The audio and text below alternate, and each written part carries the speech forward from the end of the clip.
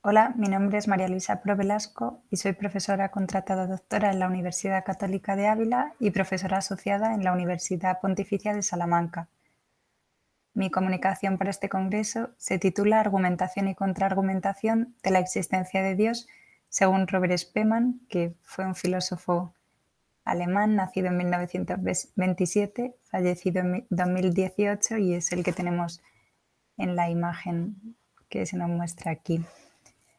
El objetivo principal es dar a conocer tanto su argumentación a favor de esta existencia divina, que se encuentra en El rumor inmortal, la cuestión sobre Dios y la ilusión de la modernidad. Esta es la obra que tenemos aquí a mano derecha, traducida al castellano. También su discurso sobre este tema ha sido presentado en la Escuela Superior de Filosofía de Múnich con una aportación titulada Racionalidad y fe en Dios, en un artículo en Die Welt en la misma línea en 2005, en una obra titulada La última prueba de la existencia de Dios, que es en la que nos vamos a centrar por ser la más polémica, y en 2009 habló también en ASET, que es la Alta Escuela Società Economía Pedagogía, actualmente pues un centro de investigación superior en Venecia. Nos vamos a centrar, como decía, en la última prueba de la existencia de Dios porque ha sido criticada por su discípulo Thomas Buchheim, catedrático en la actualidad de Ontología y Metafísica en la Universidad de Múnich, en la Ludwig Maximilians, y hasta ahora estas dos aportaciones estaban en alemán solo, y en 2018 pude traducir la de Spemann y en 2019 con otra compañera la de Buchheim, que es su contrarréplica, pero hasta el momento nunca se habían puesto en diálogo estas dos, pues réplica y contrarréplica. Antes de entrar propiamente a hablar del argumento de Spemann, vamos a ver una breve clasificación de los argumentos en torno a la existencia divina. El primero de ellos pues, sería el argumento ontológico al estilo de San Anselmo de Canterbury en el siglo XII, que decía, ¿no?, que Dios es aquel ser mayor del cual no puede pensarse ningún otro, y autores para quienes fue válido este tipo de argumento, pues Descartes, Leibniz, Hegel, no le supuso demasiado problema.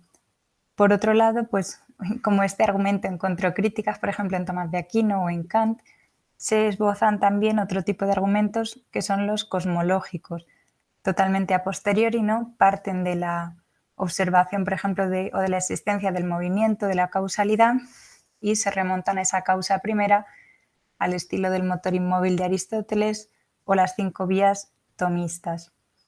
En tercer lugar, y es donde se enmarca el argumento de Spemann, estarían los argumentos teleológicos.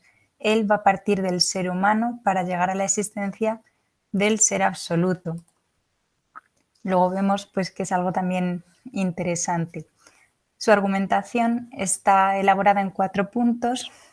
La primera es ver a Dios como condición de posibilidad de la existencia del hombre tal como es, libre y racional. Y aquí se habla también del concepto de creación, que es muy interesante, ¿no? Dios como posibilitante, Dios como, sí, aquel proyector de imágenes, ¿no? Y esa película donde se dan las imágenes, pues sería la vida de los hombres y Dios estaría ahí dándole, pues eso, la posibilidad de existir. ¿Qué sucede? Pues que a partir sobre todo del siglo de las luces no se ve tan claro ese concepto de Dios como fundamento de todo o de Dios causante como de la realidad. Por tanto, esto se ve muy bien en una afirmación de Wittgenstein que dice: toda la concepción del mundo moderno toma como base la ilusión de que las llamadas leyes de la naturaleza son las explicaciones de los fenómenos naturales. O sea, nos hemos creído que cuanto más conocemos de manera científica el mundo, cuanto más observamos sus leyes, pues más somos capaces de explicarlo sin necesidad de recurrir a alguien más. Lo que sucede es que las leyes de la naturaleza tampoco nos explican todo, por ejemplo, acerca del ser humano, ¿no? Por eso, como la realidad es mucho más amplia que una visión reduccionista como la que se pretende en muchos casos a partir de la modernidad, Spemann al final de ese primer apartado va a decir que o bien renunciamos a comprender el mundo lo que produciría la resignación de la razón, porque la razón no es solo dominativa, sino también contemplativa, y desde la modernidad nos hemos quedado con ese afán de dominar, u optamos por creer en Dios. Aquí se nos abre pues una doble disyuntiva ante la cual cada uno tiene que tomar partido. En segundo lugar, dentro de la argumentación de Spemann, reduciéndolo muchísimo, pues podríamos resumirlo como cómo vive aquel que tiene fe en Dios. Y él trae aquí a colación el ejemplo de Job. Job sabemos pues que era una persona muy afortunada, a la que todo le iba bien en la vida, ¿no? Tenía pues ganado, hijos, hijas, y de repente pues el demonio decide decir a Dios que si le tienta y le quita todo eso que tiene, seguro que Job se vuelve contra Dios.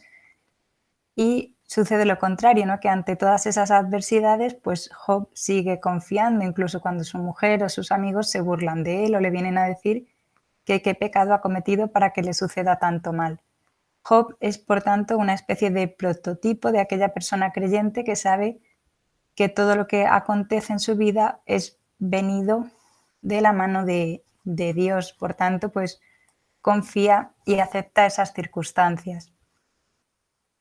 En tercer lugar, se nos plantea qué queremos decir cuando hablamos del concepto Dios y si es algo externo también a lo que tenemos en nuestra mente, ¿no? Dice Spemann en sus palabras, ¿no? De esta traducción que os decía de Cauriensia 2018. ¿Tenemos alguna razón para afirmar que lo que mentamos cuando decimos Dios se corresponde con algo en la realidad? Y Spemann justamente nos va a decir que la capacidad que tenemos para conocerle es precisamente la razón humana que es capaz de conocer y de conocer de manera verdadera. Esto es lo que ha suscitado la contrarréplica de Buchheim, que luego veremos, y más pues cuanto más avancemos, ¿no? En cuarto lugar, pues Spemann pone de manifiesto cómo Kant y Nietzsche han tratado de desmontar algunos de sus argumentos en favor de la existencia de Dios, pues más bien clásicos, y él va a tratar de oponerse a Nietzsche con un argumento y decir cómo si Dios existe, esto es, o sea, simplemente a partir del lenguaje esto es válido, es verdadero, ¿no? Viene a decir, por ejemplo, que el 1 de enero de 2021 nevó en Ávila, por ejemplo. Si ha sido verdad ese día, va a ser verdad no solo ese día, sino para todo momento futuro, ¿no? Ese pasado va a quedar guardado y recogido eternamente como verdadero. Si no pudiera quedar recogido como verdadero es que ni siquiera ha tenido lugar. Ahora bien, para hablar de que esa verdad siempre en el futuro sea recordada, necesito de una conciencia eterna, que viene a ser la conciencia infinita, conciencia de Dios, porque la humana es limitada, ¿no? Sin embargo, en esa conciencia eterna, pues cabrían todas las verdades. Aquí Spemann pues pretende justamente contradecir aquello que sostuvo Nietzsche, ¿no? Me temo que no nos libraremos de Dios mientras sigamos creyendo en la gramática. El argumento que presenta Spemann se llama o está basado en el futuro anterior, futurum exactum, futuro segundo. El haber sido de la verdad va vinculado a que es eternamente verdadero y a la existencia de Dios. Aquí va a estar justamente ese punto, ¿no?, de la contraargumentación de su discípulo Thomas Buchheim, que ha publicado en una recopilación que hay sobre la obra de Spemann y hemos traducido mi compañera Sara Gallardo y yo en 2019 en la revista Pensamiento, en un artículo que hemos traducido como Reconocido pero no guardado, la persona, la comprensión de lo verdadero y la demostración de la existencia de Dios a partir del Futurum Exactum de Robert Spemann. La estructura de este artículo es muy interesante porque, en primer lugar, se presenta ese argumento del futurum exactum del haber sido.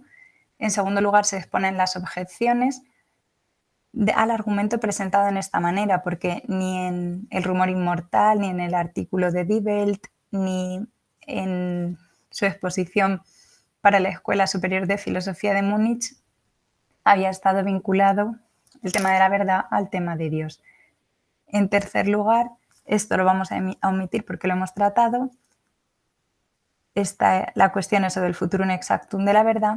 Y en cuarto lugar, se plantean los rasgos de la capacidad de verdad de cada persona como indicios de la existencia divina, pero no como pruebas de su existencia, o sea, es algo más débil. En primer lugar, tenemos el análisis del argumento, tenemos la tesis de partida que todos querríamos tener por verdadera, ¿no? Es un argumentum ad hominem. Nos sabemos reales en el presente ante otra realidad, o sea, yo soy un ser real hoy en el 2021 y todo lo que tengo fuera de mi cuerpo pues también lo es y lo veo, ¿no? En segundo lugar estaría la tesis de la Constitución, denominada así por Buchain. Dice: algo real que nosotros comprendemos ahora como real seguirá siendo siempre lo que ha sucedido. Lo que decíamos, si el 1 de enero nevó, pues eso siempre será así. Ese haber sido, está aquí la tesis de la transferencia, solo puede ser algo en la medida en que también después de haber desaparecido se convierta en el pasado de un presente futuro. Para todo futuro el presente será un pasado.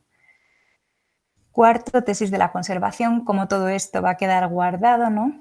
Ser el pasado de un presente posterior significa ser recordado como sucedido en ese presente. El problema va a ser quién lo recoge, porque la conciencia humana es finita. Ese es justo el quinto punto, la tesis de la finitud. Todo presente humano es finito y en algún momento dejará de existir, y la conclusión es que para que algo que está en el presente sea real para nosotros en sentido pleno, es necesaria la suposición de una conciencia divina en la que todo lo que acontece quede conservado a modo de recuerdo. Las tesis ordenadas por Buchain, como acabamos de ver, la 1, 2 y 5 no le plantean tanto problema cuanto la 3 y la 4, que son las que vamos a abordar aquí ahora.